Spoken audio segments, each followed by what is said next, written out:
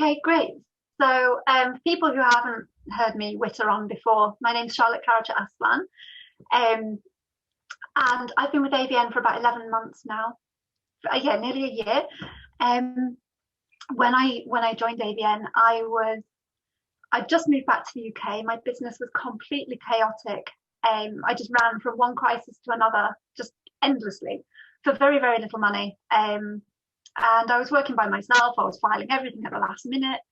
Everybody was whinging at me, and I had a plan for where I wanted my life to be, and I knew it was never going to get there the way I was carrying on. So it was, I was doing a lot of compliance work and bookkeeping, and literally just running from disaster to disaster. And that was when I think I saw an advert on Facebook for one of your books, Shane. And that was when I got in touch with ABN, because I think in the week or two before I joined up, my husband and I had started planning, saying, well, we've moved back to the UK. What are we going to do with the opportunities in front of us? We want to buy a house. We want to have a family. We want to, we want to do all of these things. And we can't, because your business is a disaster. So so then I stumbled across the advert for ABN and spoke to you and decided to join up. And it was the most amazing thing I've ever done. And people probably listen to that and think, oh my God, that's really corny, and what are you banging on about? But it is genuinely, my life in the last 11 months has changed quite radically. And yeah, it's just been, I won't say perfect, because I am a bit of a disaster and I lurch from one thing to another, but being with ABN has tried to keep me on track and keep my focus on something for more than 30 seconds. And it has paid massive dividends to me. It's made such a difference that, I actually feel like a proper business person now, which is probably quite reassuring to my clients. Just give us a flavour for what now looks like then, Charlotte, by comparison, please. Well, previously, any money that came into the business immediately went out on my bills. I could never plan. It was literally like, oh, I need some money, I better chase a client up, because my credit control was appalling. I didn't have anyone on direct debits, for example.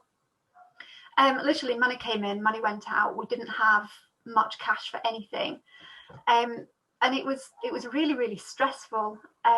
But now things have changed quite radically in the last month, particularly, and now I can see that at the end of the year I'm going to be able to buy my own house. I've been able to, my older sister's getting married in August, and I've been able to say to her, hey, I have a lump of money to make your dream wedding. And it's just being able to do things like that. It's really lovely. And I even bought myself something. So it's just having time, it's being able to, I can now treat the people I care about. I can do things for my stepson, like he wants to go to Istanbul on a football holiday. It's like, great, brilliant, here you go, off you trot, And before I couldn't have done that. Or if I did do that previously, I would have been then scrabbling around for money for the rent. So that's how much of a difference it has made to me. Excellent. Can you just tell us a little bit about what the practice is operating like? I know that when we first spoke, you didn't have a team of people. In fact, I think your mum and your sister were kind of helping out, weren't they? Is that right? Or yeah. Is that the case? But yeah. Now So before, it was just me before, and then, like you say, my mum was doing bits of bookkeeping, and then I sacked her. But now it's, but I'll get onto that in a minute. But now I've got 3 people working with me. One lady who is absolutely amazing, and she organises me, so she's like my PA and general lifesaver. I have a technical lady, and I have a guy who does my internal bookkeeping and accounts for me, because I don't know if everybody else is the same, but I never look at them. I just can't. So now it's gone from me and occasionally my mum doing bits and pieces to the 4 of us working quite well together. And having Atna, the technical lady, to do stuff for me, it was really, really difficult handing it over to her, but it was necessary. I had to do that to be able to evolve and to grow. How did you come to terms with the handing that over? Obviously, it was a question I asked before, so just interesting to get your take on that. I didn't. I still struggle with it. It's probably been about 2 months now, 6 weeks, 2 months. And Atina, thankfully, is really, really patient. So, she just gets on with it. She does an excellent job. But then I barge in and panic at her and go, have you done this? Have you done that? And it's all done. It's just I don't know if you'd call it insecurity, control freakiness. I really struggle with it, but I'm getting better because with the processes that we've put in place, she's following them. She just picks something up, she does it how I want it, and then she finishes it. And she doesn't. I'm not barging in on her as much as I was doing. Before I was checking every day, looking at what she'd done. Had she done it the way I wanted it? Now I'm checking maybe once a week. Well, that's good. Yeah, that's great. There are a couple of questions in the chat box, which is fantastic. So I'll just jump onto those. What was the change that you made to bring in the profit that you need? So that was the first thing that we did was we looked at pricing. So previously I'd been freelancing and my pricing was all over the place, and I was so cheap it's embarrassing, to be honest.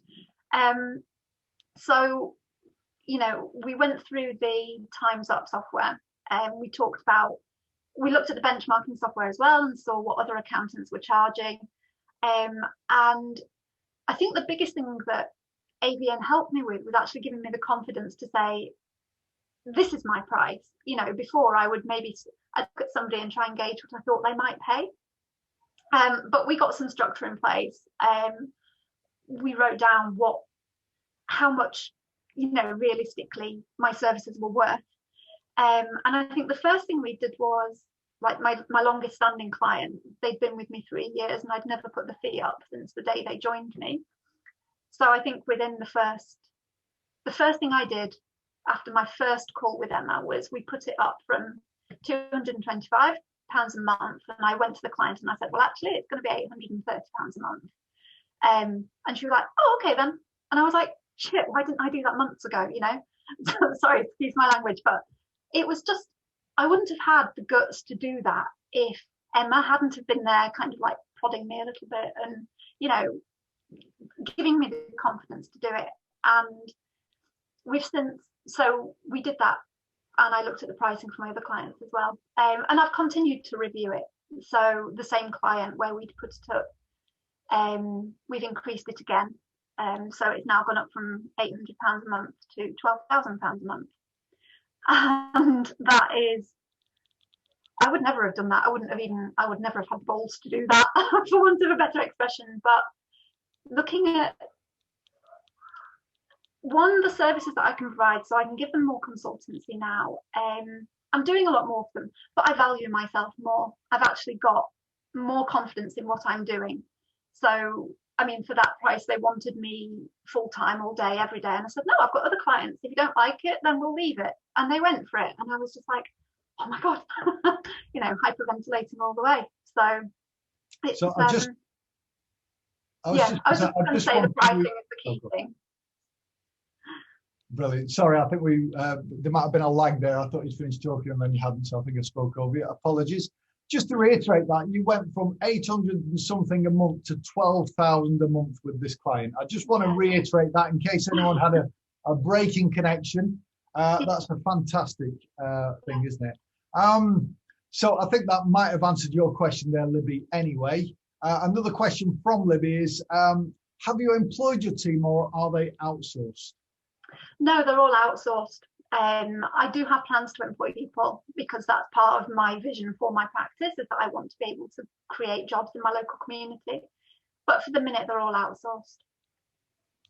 Spot on. Okay, thank you. A question from Rasa. What's the going rate for the benchmark report?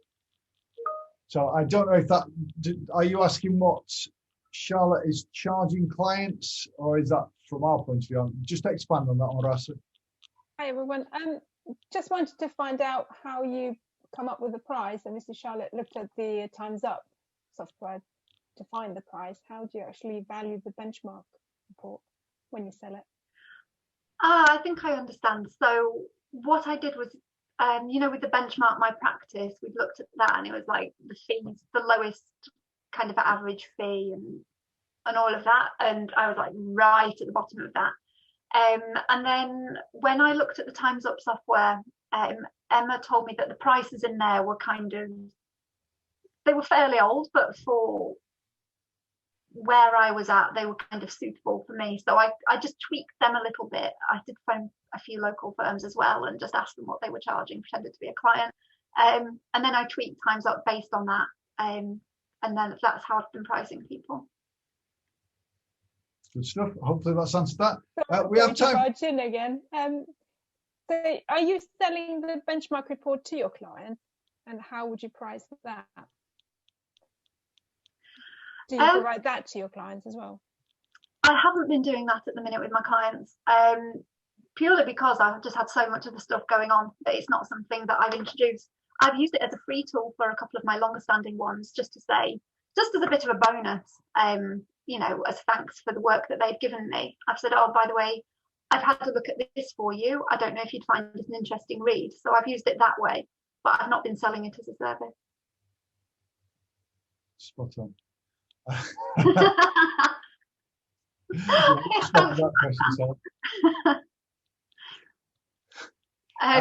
If you want to answer that one, fire away. Yeah, that's just for the benefit of anyone who's not seen. Yeah, sure. Well, this client, when they came to me, they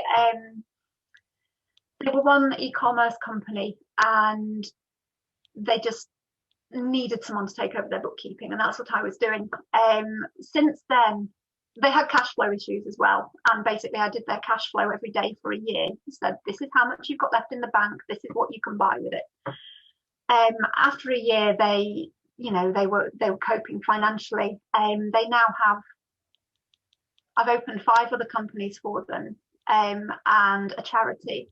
So now I'm working as kind of their finance director of the whole group, and I'm helping them to open a branch in Europe. We're looking at moving into manufacturing, because they sell to the general public at the moment, but they also want to sell to their competition. And a lot of the help I give them as well is still around cash flow. That my client's Muslim and they don't believe in paying or charging interest. So trying to help them expand without borrowing money, which is quite taxing my creative capabilities at the minute. But we're doing all sorts. Good stuff. I think we've got time for maybe this last one question, which is from Michael. Where do you find the best place to find outsourced resources?